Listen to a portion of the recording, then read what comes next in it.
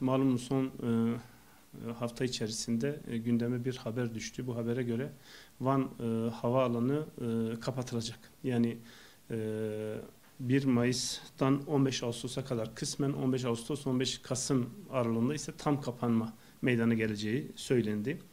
Şimdi bununla ilgili olarak olayın öncesinden başlayarak Van'da ne oldu, ne bitti, millete neler söz verildi, ne aşamaya gelindi, bununla ilgili şikayetlerimizi, tespitlerimizi siz basın mensupları aracılığıyla halkımıza duyuralım. Birincisi, geçen yıl yine bu zamanlarda Van Havaalanı'nın kapatılacağı duyuruldu. Ve sonrasında halka verilen bilgiye göre bizatihi o işi yüklenen firmanın sahibi tarafından yapılan açıklamada, gerekse de milletvekilleri tarafından yapılan açıklamada yedek bir pist yapıldı ve bu pist tamamlandığında bu kapamaya gerek kalınmayacağı şeklinde Van halkına bir bilgilendirmelerde bulundu. Biz o dönemde tepkide bulunmuştuk kapanmayla ilgili, bunun şekliyle ilgili özellikle. Fakat gelinen noktada anlaşıldı ki yapılan pist yedek bir pist değil, aksine taksi yolu diye ifade edilen İHA ve SİHA'ların iniş kalkışı için hazırlanan bir pistmiş. Dağ fare doğurdu. Bize verilen bilgi geçen yıl neyken döndü dolaştı neye döndü ve bugün habersiz bir şekilde bu kamuoyuyla paylaşılmaksızın bir anda havaalanının kapatılacağı ve kararların da alındığı söylendi. Biz bu kapsamda dün TÜRSAP Van Başkanı'yla sonra havaalanı müdürüyle görüşmelerde bulunduk. Havaalanı müdürünün bize söylediği artık kararların alındığı, bu aşamada sonra yapılacak bir şey kalmadığı şeklindeydi.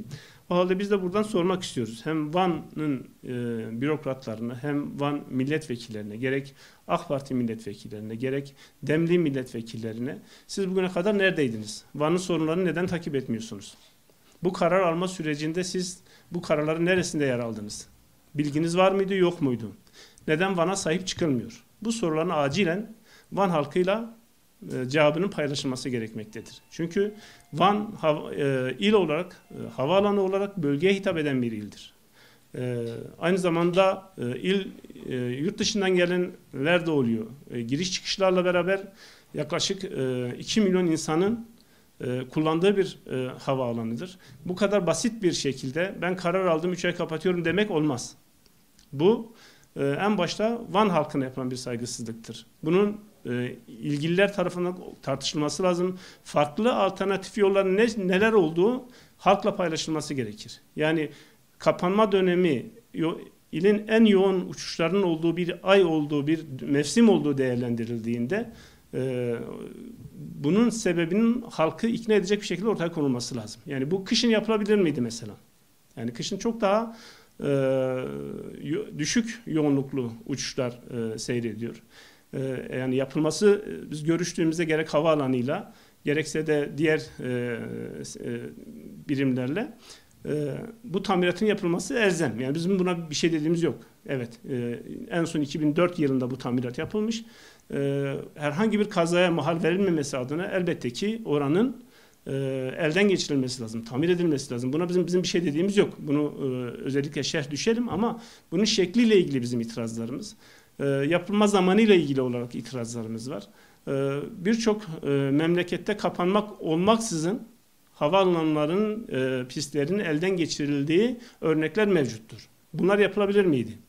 Veya kış mevsiminde daha az yoğunluklu uçuşların olduğu dönemlerde bunlar yapılabilir miydi?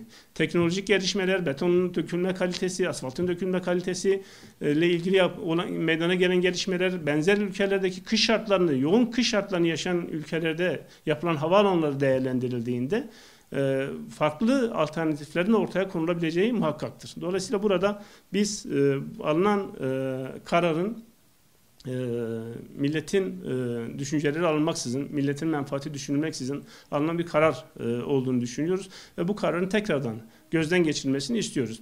Bu birinci kısım. İkinci kısım, Van Havaalanı Van'ın ihtiyaçlarını karşılamaktan çok uzaktır. Yani Van'ın acilen bir havaalanına ihtiyacı var. Bu havaalanının çok daha müsait olan bir yerde yapılması gerekmektedir. Bugüne kadar bunun yapılmaması zaten bir eksiklik. Bundan sonraki aşamada acilen Van'ın ihtiyaçlarını karşılayacak bir havaalanı yapılması zarurettir. Çünkü Van Havaalanı hem pistin konuluş şekli, yani uçaklar hakikaten Van Havaalanı'na inmekte pilotlar zorluk çekmektedirler. Hem otomatik indirme cihazının Van iline konuşlandırılamaması, yani bir taraftan TOKİ'nin bulunduğu kısımların bir öbür tarafında kalenin olmasından kaynaklı olarak bu ALS cihazı mı diyorlar, o cihaz yer bırakılamıyor. Dolayısıyla Van'daki birçok uçuş bu nedenden dolayı iptal edilebiliyor.